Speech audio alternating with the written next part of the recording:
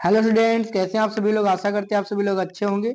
आइए इस वीडियो में हम बात करेंगे क्लास 10th बायोलॉजी के most important board related question. जैव प्रक्रम जो पहला लेसन है उसको मैं यहाँ से स्टार्ट करूंगा। आप सभी लोग हमारे चैनल से जुड़ें और पीडीएफ प्राप्त करने के लिए हमारे डिस्क्रिप्शन में जो लिंक दी गई व्हाट्सएप ग्रुप की उसको ज्वाइन करें और आपको पीडीएफ भी मिलेगी। तो आपको लाने हैं यदि 90 प्लस नंबर तो आप हमारे चैनल से जुड़ सकते हैं। आइए हम मोस्ट इम्पोर्टेंट प्रश्न यहाँ पर करेंगे। तो जैव प्रक्रम जिसको लाइव प्रोसेस करते हैं उसको हम स्टार्ट कर रहे हैं।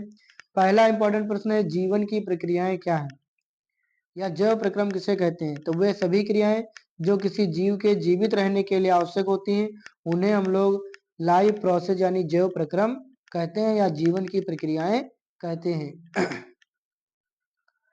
मुख्य जीवन की प्रक्रियाएं हैं कौन कौन सी, आपकी 5 हैं टोटल। पोषण हो गई, उसके बाद में श्वसन हो गया, उसके बाद में परिवहन हो जाता है, पाचन भी इसी में होता है और उत्सर्जन। यहाँ पर टोटल एक यहाँ पे पाचन छूट गया है, पाचन भी होता है।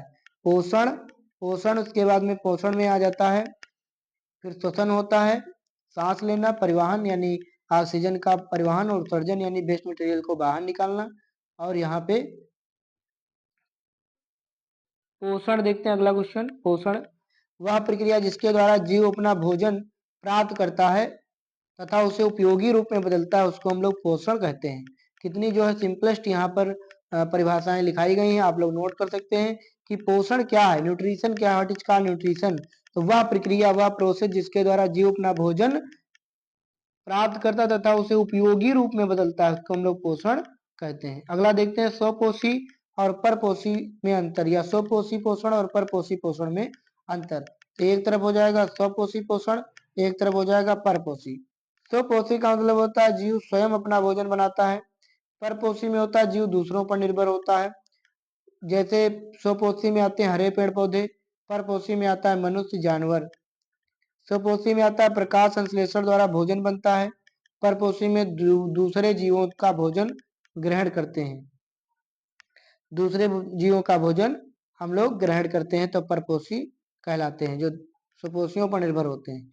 अगला प्रश्न है आप सभी के सामने कि प्रकाश संश्लेषण क्या है, व्हाट इज फोटोसिंथेसिस। तो इसका राइट आंसर आप लोगों के सामने है, वह प्रक्रिया जिसमें हरे पौधे सूर्य के प्रकाश की ऊर्जा की सहायता से कार्बन डाइऑक्साइड और जल और ग्लूकोज से भोजन बनाते हैं, प्रकाश संश्लेषण कहलाती है। वह प्रक्रिया जिसमें हरे पेड़ पौधे जो होते हैं, हरे ग्रीन प्लांट्स, इसमें क्लोरोफिल पाया जाता है, वो सूर्य के प्रकाश की उपस्थिति में तथा कार्बन डाइऑक्साइड और जल की उपस्थिति में भोजन बनाते हैं यानी ग्लूकोज का निर्माण करते हैं, वह प्रक्रिया प्रकाश संश्लेषण कहलाती है।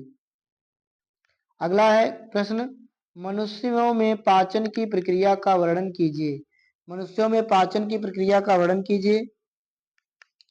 तो मुंह सबसे पहले आता है, दांत भोजन चबाते हैं, मतलब मुंह के अंदर जो दांत होते हैं, टीथ होते हैं, वो भोजन को चबाते हैं उनसे। लार में एंजाइम होता है जो स्टार्च को शर्करा में बदल देता है, स्टार्च अथवा मंड को शर्करा में बदल देता है कौन, एंजाइम जो होते हैं लार में।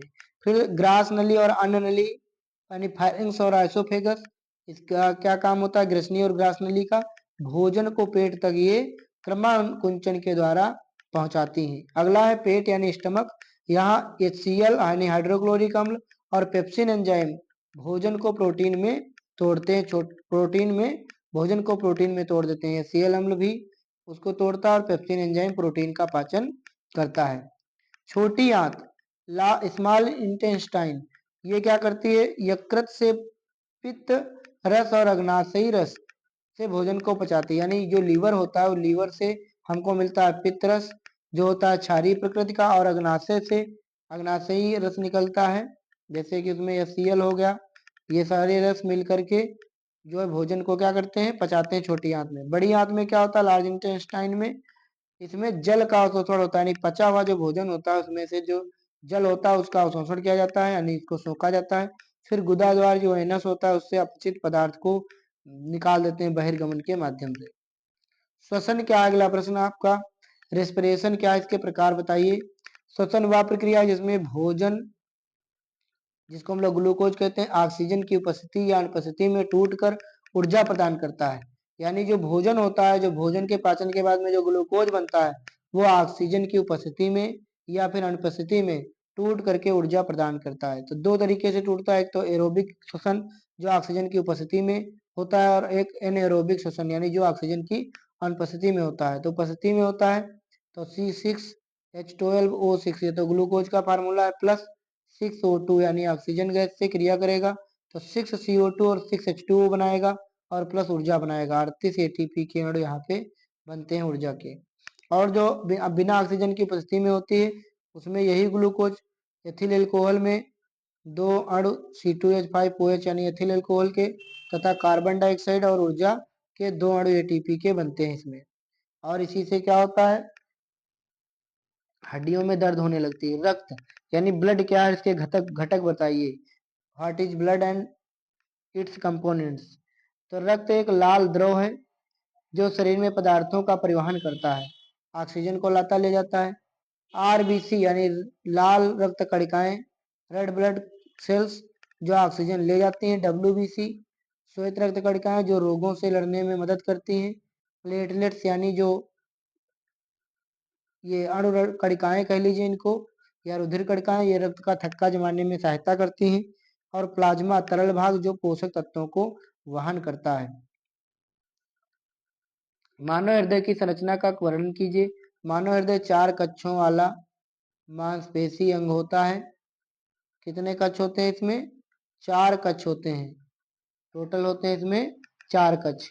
एक होता है हमारे पास में दायां लिंद, ये दायां लिंद हो गया, तो ये दायां निलय हो गया, फिर ये बायां लिंद हो गया, फिर ये बायां निलय हो गया।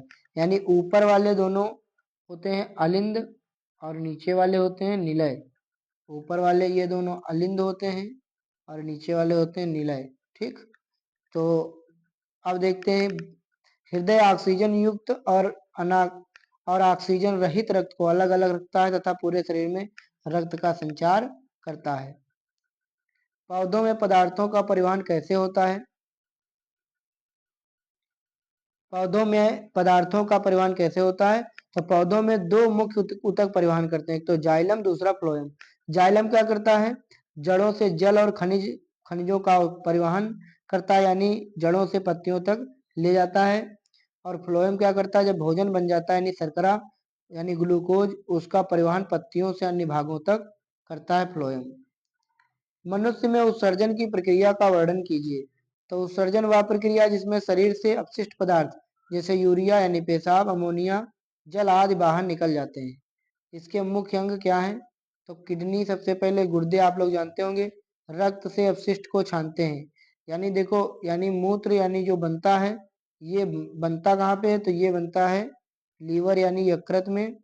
और रक्त और ब्लड अलग अलग कहाँ से होते हैं? तो किडनी से होते हैं, गुर्दे से। खून को अलग फिल्टर कर दिया जाता है, मतलब मूत्र को अलग कर दिया जाता है। नेफ्रॉन गुर्दे की मूल इकाई है जो रक्त को छानकर मूत्र बनाती है। यानी गुर्दे के अंदर छोटी छोटी नेफ्रॉन पाए जाते हैं जो छन्नी का काम करते हैं, जो खून और मूत्र को अलग अलग करते हैं। मूत्र वाहिनी और मूत्राशय और मूत्र मार्ग से होकर मूत्र को बाहर निकालने में सहायक होता है। इस तरीके से दो किडनियां होती हैं, इसमें से नलिकाएं लगी नहीं होती हैं जिनको हम लोग मूत्र वाहिनी कहते हैं। यहाँ पे मूत्राशय होता है जहाँ पर इकट्ठा होता है मूत्र, और जब ज्यादा हो जाता है तो एक मूत्र मार्ग होता है, वहां से बाहर निकल जाता है। अगला देखते हैं इंपॉर्टेंट क्वेश्चन। ये तो हो गया, दोबारा से रिपीट हो गए हैं क्वेश्चन यहाँ पर।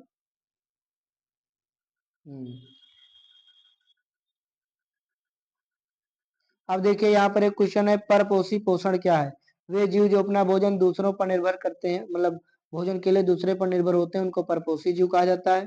जिसमें आ जाते हैं परजीवी, पैरासाइटिक, सेप्रोफाइट, मृतजूपी जो मरे सड़े गले पदार्थों को खाते हैं, सहजीवी जो सिम्बायोटिक होते हैं, जैसे मतलब अरहर की पेड़ में नीचे पाए जाते हैं, गांठों में, उनकी जड़ों की गांठों में। और होलोजोइक यानी उपभोजी। मानव पाचन तंत्र के मुख्य अंग कौन कौन से हैं? सबसे पहले मुंह, फिर ग्रसनी में भोजन जाता है, फिर ग्रास नली, फिर अमाशय यानी पेट, फिर छोटी आंत, फिर बड़ी आंत, फिर मलद्वार से बाहर निकल जाता है। मानव श्वसन तंत्र के अंगों का क्रम बताइए।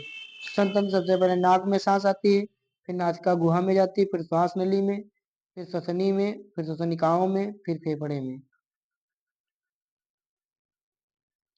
एरोबिक एवं एनाएरोबिक श्वसन में अंतर बताइए।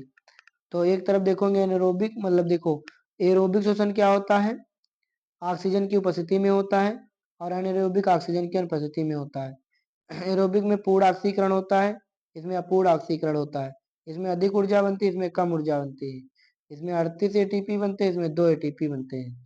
इसमें मनुष्य सांस मतलब श्वसन करता है और ऑक्सीजन की अनुपस्थिति में ईस्ट और बैक्टीरिया करता है। हालांकि मनुष्य की भी किसी किसी मतलब हड्डियों में लैक्टिक अम्ल जो जमा हो जाता है, तो इसी कारण से हो जाता है।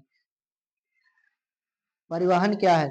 जीवों में पोषक तत्व, ऑक्सीजन, हार्मोन तथा अपशिष्ट पदार्थों का एक भाग से दूसरे भाग में ले जाने की प्रक्रिया को परिवहन कहते हैं। मानव प्रसंचरण तंत्र के मुख्य अंग बताइए। तो हृदय है, जो ब्लड को, हृदय, रक्त और रक्तवाहिनियां, यही सब क्या है, रक्त प्रसंचरण तंत्र के मुख्य अंग। देखो ब्लड क्या करता है, रुधिर को पंप करता है और रुधिर रक्तवाहिनियों में बहता हुआ जाता है।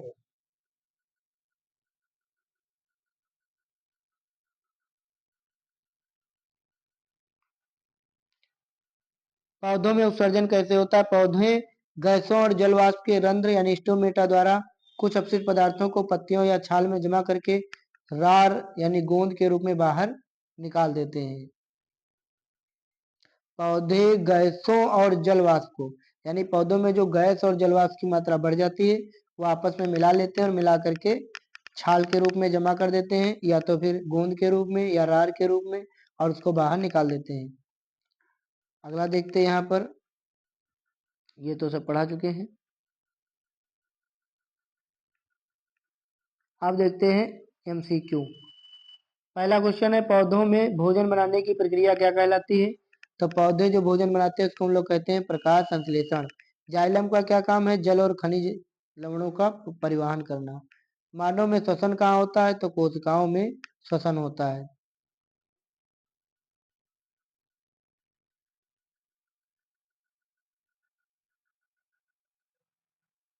और देखते हैं इंपॉर्टेंट क्वेश्चन जो होंगे वो हम आपको बताएंगे। यहाँ पर देखिए, फोटोसिंथेसिस पौधे के किस भाग में होता है? तो ये होता है पत्तियों में। किस में होता है? पत्तियों में ज्यादातर होता है। वैसे कुछ पौधों में तनों में भी होता है, लेकिन कुछ को नहीं ध्यान देंगे। 99% पत्तियों में ही होता है, तो उसी को हम लोग टिक करेंगे। ग्लूकोज को ऊर्जा मुक्त करने के लिए तोड़ने की प्रक्रिया को क्या कहते हैं? तो श्वसन कहलाता है। जब हम लोग सांस लेते हैं तो ग्लूकोज टूटता है। फोटोसिंथेसिस के दौरान कौन सी गैस निकलती है बाहर? प्रकाश संश्लेषण के दौरान ऑक्सीजन बाहर निकलती है और कार्बन डाइऑक्साइड पेड़ पौधे ग्रहण करते हैं। स्टोमेटा मुख्य रूप से किसमें शामिल होते हैं? तो गैसों के आदान प्रदान में। स्टोमेटा यानी रंध्र, पत्तियों के सतह के नीचे छोटे छोटे छिद्र पाए जाते हैं, जिनको हम लोग स्टोमेटा या रंध्र कहते हैं। कौन सा ऑर्गेनल कोशिका का पावर हाउस कहलाता है? माइटोकांड्रिया को साथियों हम लोग कोशिका का पावर हाउस कहते हैं। निम्न में से श्वसन का उप उत्पाद कौन सा है? तो इसमें कौन सा है? Carbon dioxide. जब सांस करते हैं तो ग्लूकोज तो टूटता ही है, और ऑक्सीजन की उपस्थिति में टूटता है, तो बनता है कार्बन डाइऑक्साइड और जल और ऊर्जा। जलोत्सर्जन किसमें मदद करता है? तो ये भाई ये हेल्प करता है आपका जल के परिवहन में। अगला है, निम्न में से कौन सा पोषण का परपोषी तरीका है? तो इसमें से परजीवी पोषण जो है, परजीवी पोषण जो है परपोषी का तरीका है।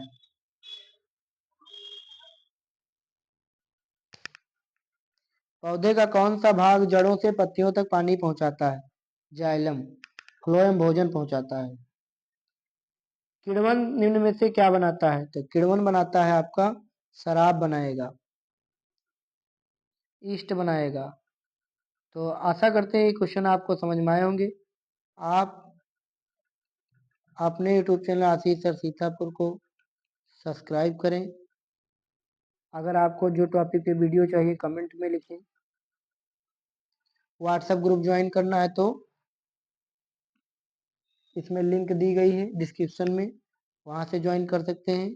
हमसे बात करना है तो आपके पास में ये नंबर है। आप हमसे बात कर सकते हैं। तो चलिए मिलते हैं आप सभी से नेक्स्ट वीडियो में इसी तरीके का टॉपिक लेकर के। तब तक के लिए आप सभी का बहुत बहुत धन्यवाद। Thank you so much video देखने के लिए।